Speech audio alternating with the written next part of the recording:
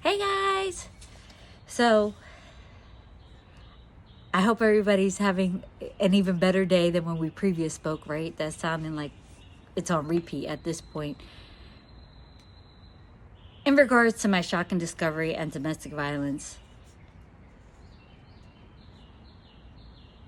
I did receive the spiritual interpretation in regards to that, and also my human assessment. So I'm going to take a couple minutes within this video to address what happened from my understandings. And women basically lost their value when Eve ate into the apple in the garden per the snake's recommendation.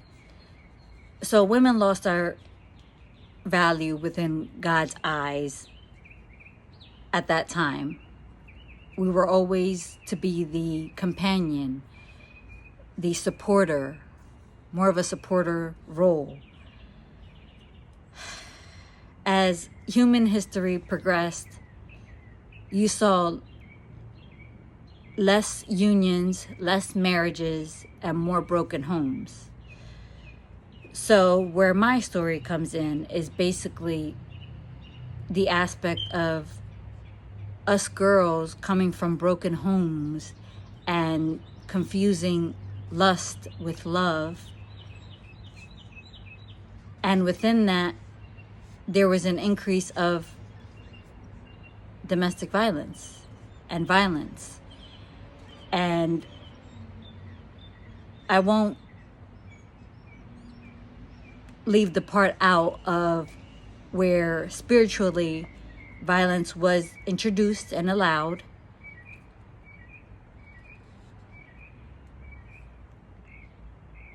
As a method of control.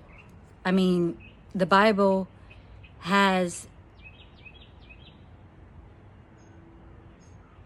given us the sins for a reason, right? Especially the sin of lust. So it's partly humans, it's partly spiritual, because I don't understand why something couldn't have been done sooner to help us women elevate our position, especially if us women are the go-toers and are the ones that reference God,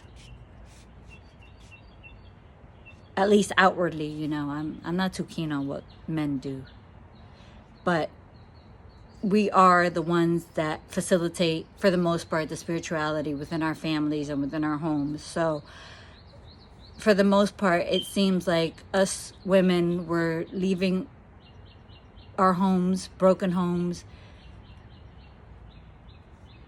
experiencing a string of bad relationships until encountering the right one. And my goal within all this is to cut that phase out of a woman's life. Why do we have to go through a string of bad relationships before finding the right one? Why can't we position ourselves with value and attain more of a stable algorithm in life, opposed to going up and down, up and down? So that's basically where I'm at with it. Spiritually, you know, lust was put in as a sin, and obviously it was there for a reason. And humanly, I ask, why couldn't we be helped, especially when we are the ones that typically go to God and pray for our families, and, you know, without this whole phase of domestic violence that we encountered before finding the right one. And I speak to several women who all have the same pattern before they have found stability within themselves. So it's not just a me thing. It seems to be a generation thing, a cultural shift, and violence was allowed, and to somewhat control the sin of lust, basically. I mean, with lust comes violence. It wasn't intended to be that way, We're supposed to be healthier and build and be supportive of each other, and that's not the case, So we're it's transitioning, Women are being more independent, and the supporter role is somewhat fluctuating. So it's a lot of fluctuations right now, and the discovery of violence being allowed and something not being done before I came into the picture was something that really bothered me in terms of my relationship with God and the Spirit. So things are being worked out in that aspect. So with that, today I want to just talk about nations against nations and my previous rant and tweets, for those that saw it within my story on Instagram and within all my other social media outlets, Threads, LinkedIn, and X. So about 6 days ago, I tweeted, a huge part of my story is the aggression within the Black culture and how it hates our aggression. It meaning God. Culture is not welcomed. Yet those who have progressed, I'm a nurse, know how to conduct ourselves in professional environments. I also tweeted, yet it favors its Middle Eastern aggression and their terroristic behavior. Within all this, Americans are known to be entitled,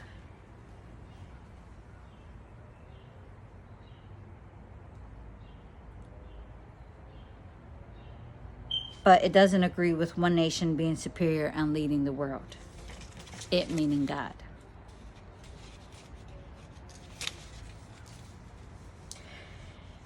I also mentioned how America has been history's doers for a long time. Donald Trump, no, I don't care for him. However, he's establishing the concept of self as nations, European continent, Asian continent, Middle Eastern. Stand up on your own 2 feet. So, God doesn't care for one nation being superior.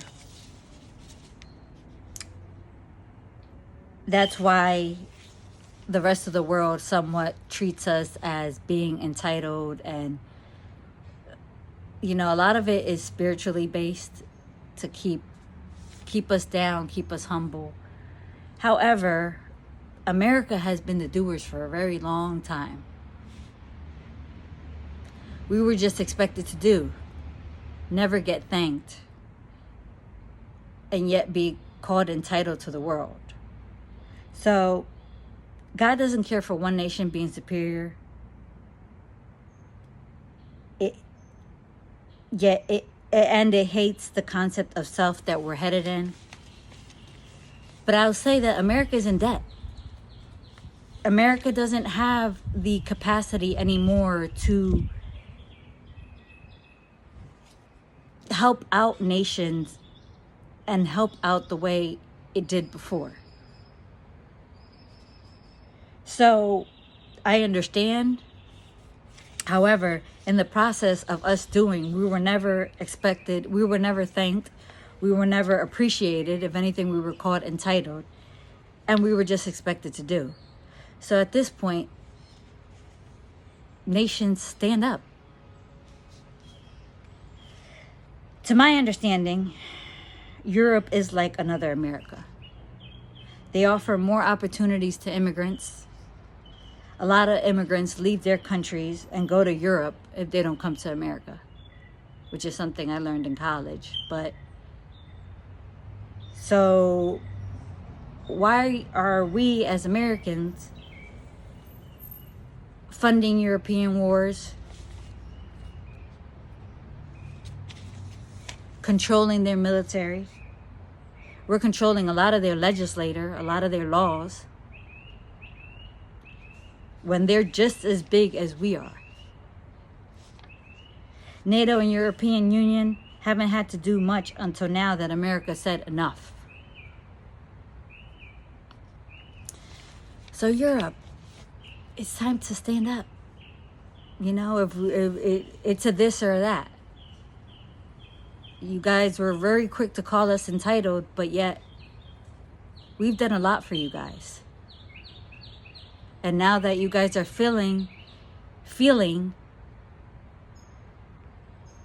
the Americans pull back, you guys still can't stand us. It's time to be more realistic with yourselves. In defending America as we head to ourselves, as I mentioned, America has been history's doers.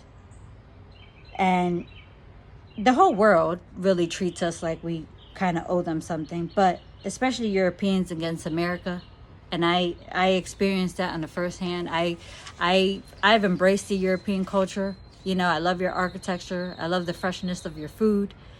However, I definitely feel the not welcomed, you're an American type of attitude.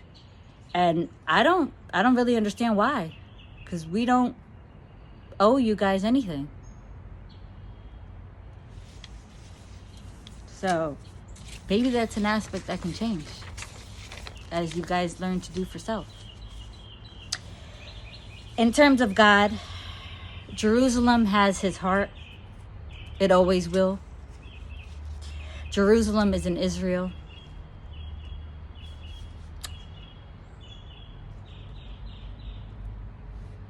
God favors opposition. That's another reason why him and I have had such controversy, because I can't be God. He needs to be God. So within that, we are somewhat trying to work together to find a middle ground within opposition and unity, and curving certain issues in the world. With that, it does favor Russian aggression. It's an opposition. It's history. And I will say that he's putting my tweets and my posts with, he's bringing them into fruition. He's bringing them into reality. So with me posting, him yet favors it's Middle Eastern aggression and their terroristic behaviors. Clearly you saw what happened in Paris with Middle Easterns, the Islamists rioting. It's an opposition. It brought my post into fruition. It likes opposition.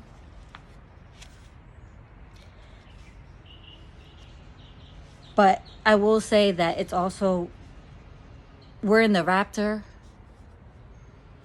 And within this transition of the world, there needs to be destruction in order to be unity, new beginnings. So we're going at it as well, but there is a bigger picture to this.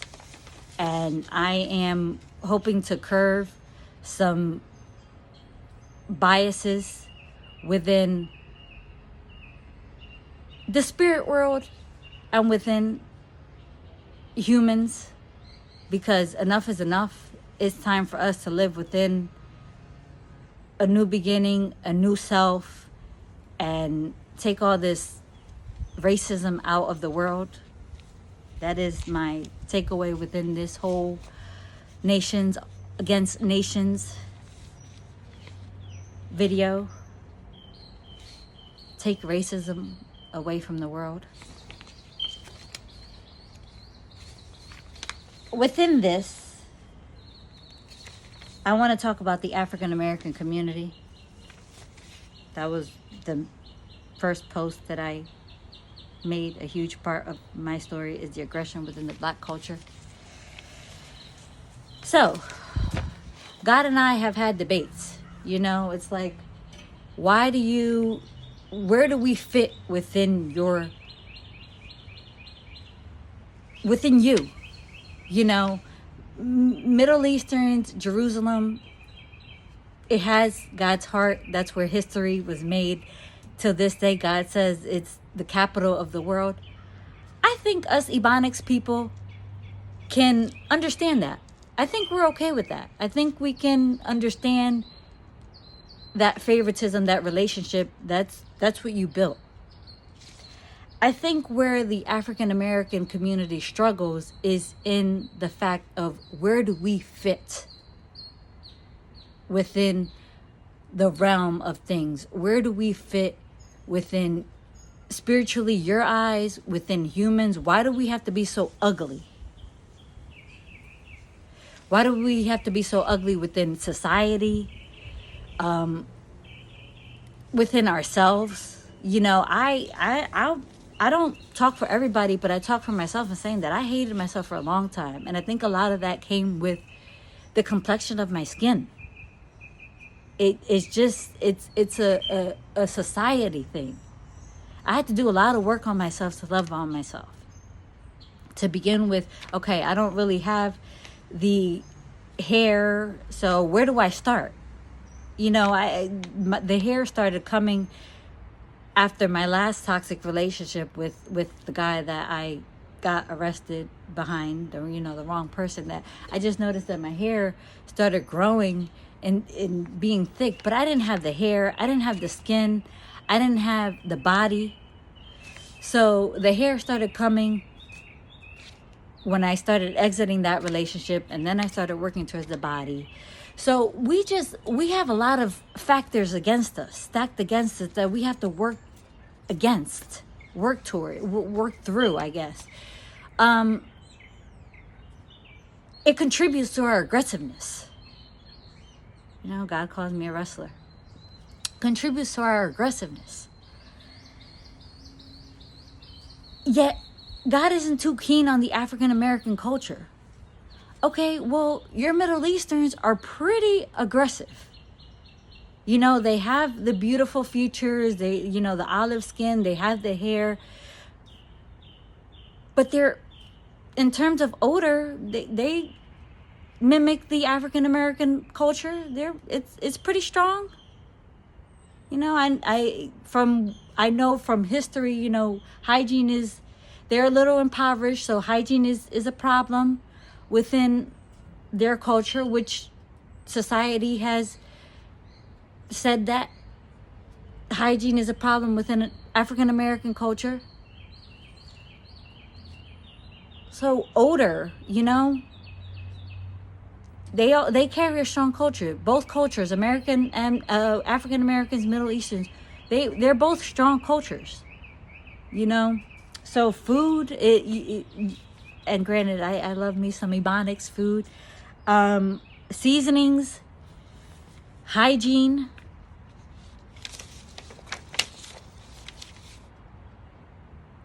odor.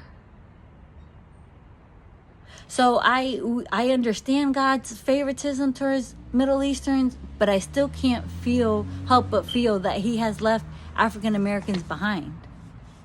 You know, we are yes, we're a culture within ourselves, but why, I guess is my question. Why? Where are we? So God doesn't care for the aggression within the culture. I fight with Him over His favoritism. I fight with Him over leaving us so behind in everything, in appearance and mentality and ambition. How racism still dominates America and precludes minorities from opportunities. And granted, I will say that I am living in the South. I feel it more living in the South, and obviously within this raptor period that I was brought in to do. I didn't feel racism as much when I lived in Philly and lived up north. It was more of, you know, the white Americans, Caucasian race. They knew how to fight back.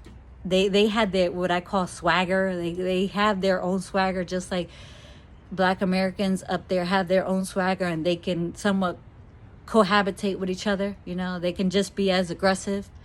Whereas here, it's down here in Florida, it's like the African Americans are just, some, not all, are very disconnected, not progressive, somewhat come off incompetent to the Caucasian counterpart, you know. And I don't know if I'm bridging the gap to that too, but we got to do better. Yes, they're going to treat you the way you come off and the way you present yourself. So talk to me, somebody. But you got to show up accordingly. And yes, that can be a human thing. And yes, I talk to God too, like help the whole race progress.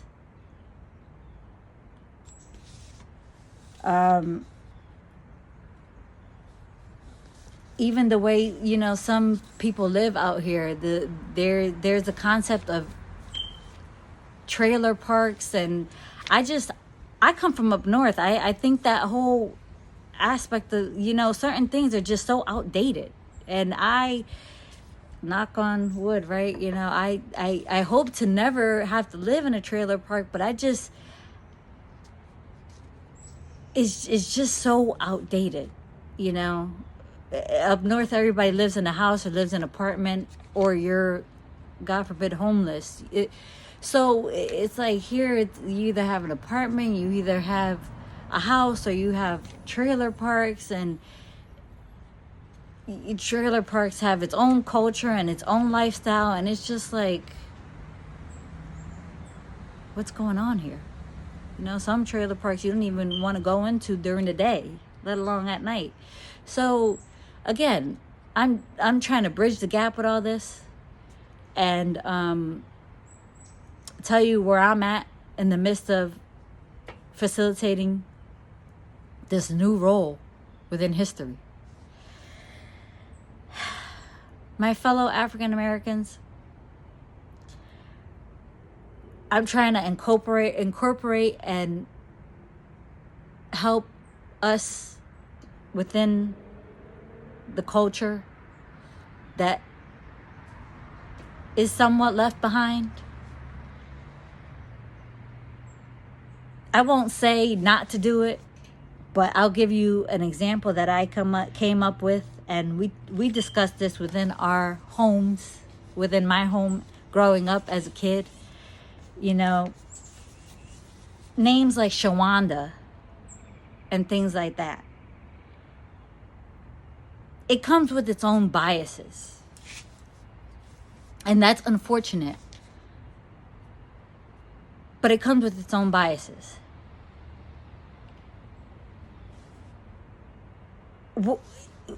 When you're applying for a position, a job opportunity, Shawanda.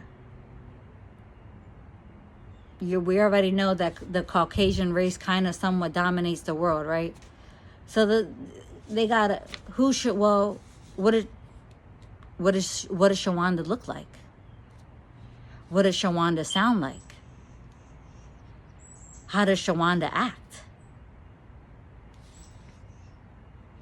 Black people go through way more scrutiny to get the opportunity, especially when culture is involved, especially when culture is in the forefront, and even when it begins with your name. I'm fighting for more equality, to whereas the Caucasian race doesn't dominate professional environments, corporate industries, corporate enterprises, sorry. But that's going to take time. Us minorities are used to being down. We're used to not carrying the same authority as the Caucasian race. We're used to somewhat being submissive to what's already been established.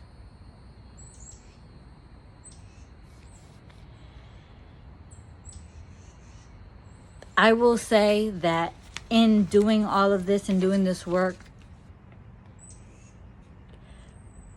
I'll be honest, a huge part that God is trying to do is cut the culture of all races to create a more unified society. Again, here goes Tiff fighting. I love the Ebonics culture. I love how we, behind closed doors and, within our own lives and not so much within the professional environment, I love the music. It's my root. Yes, I'm Hispanic, but it's my root. I get upset with God at now wanting to cut all culture because I don't feel like the Caucasian race has as much of a culture. They are a little more, I don't want to say bland for a lack of a better word, but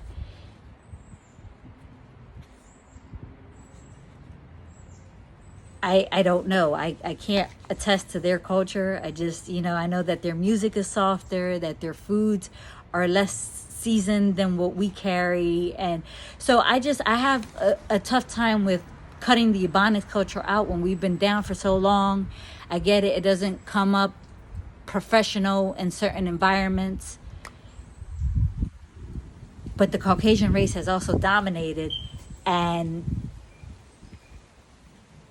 they some parts of the world fight back. So why do we have to humble ourselves down so much? Why can't they also, build more of a stance within their own race? So if anybody understands what I'm saying, it's a period of transition. It's very difficult to somewhat give up everything for a single cause. It's going to take a long time, but we are all in this.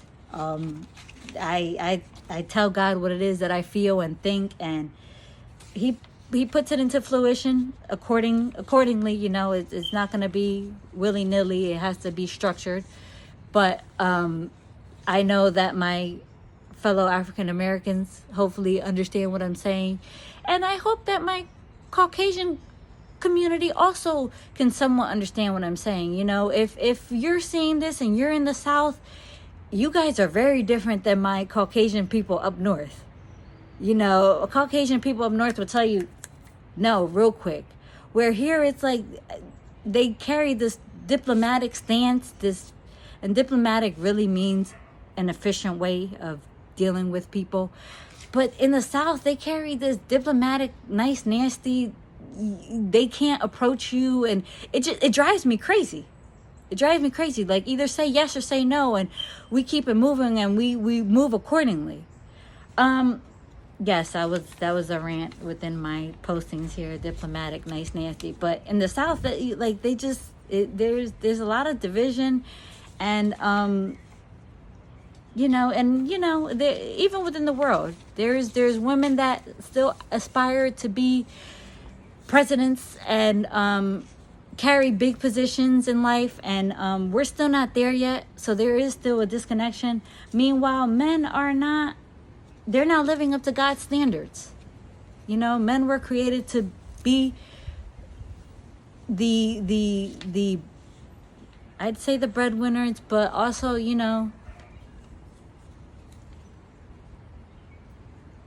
family. be the providers. So, we're working on one race. We're working on unity. With that comes cutting the culture. And we can take it one day at a time. I will say, for those that wonder where the Hispanics lie within all this, believe it or not, my family's from the Dominican Republic. I was born here in the States, though. I have my personal biases with Hispanics and how racist they are as a culture. As you guys know or don't know, I was never really accepted within their culture. Yet, us Hispanics predominantly are of black complexion. But there's a lot of racism within Hispanics, yet we are predominantly black. I don't know about necessarily African American because we carry our own Hispanic culture, but I will say that we are predominantly black in skin complexion. So I was never really too accepted. I didn't have the skin, I didn't have the hair, I didn't have the features. So I'm not the best right now at interpreting where Hispanics stand within all this. I can say that you guys cutting off the racism within your biases will help unify and promote unity within all this.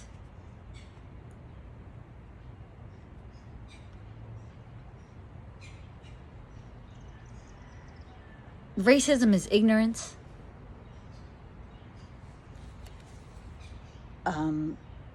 It doesn't allow to get the job done. At this point, we're in the 21st century. It's pointless. We do all have the same opportunities. I am a nurse. I'll always be a nurse. We do all have the same opportunities, especially within America, to rise. It is how you carry yourself. It is how you present yourself. It's how you show up. Let's make it happen.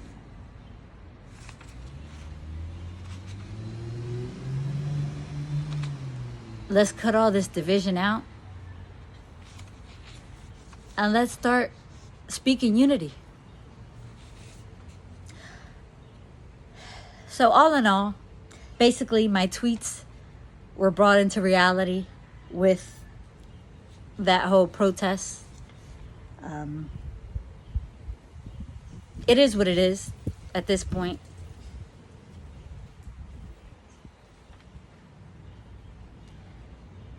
Just know that with destruction comes new beginnings.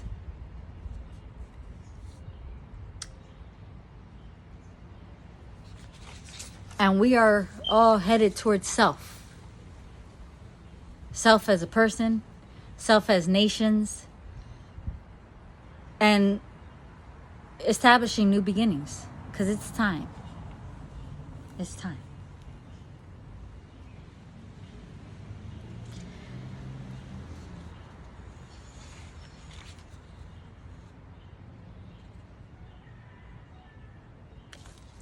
I'll be biased in saying America should always stand up and lead.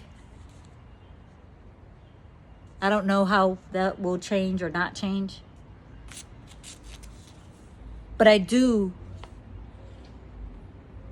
encourage countries and nations learning to do for themselves. America deserves a break. America is protected. Signed, the life coach. Thank you for taking the time to listen to me today. I'm sorry if I come off offensive and you somewhat defensive. Please understand what it is that I'm saying. We are headed towards a new beginning. And with that, power is fluctuating. Things become uncomfortable. And there's a lot of lessons to be learned within all this. If we can remain in a student position as we take in the trials and tribulations and move towards one race and unity, I promise it makes your transition and the transition much more manageable, as it facilitates a new beginning. We'll talk soon. I'll keep you guys posted.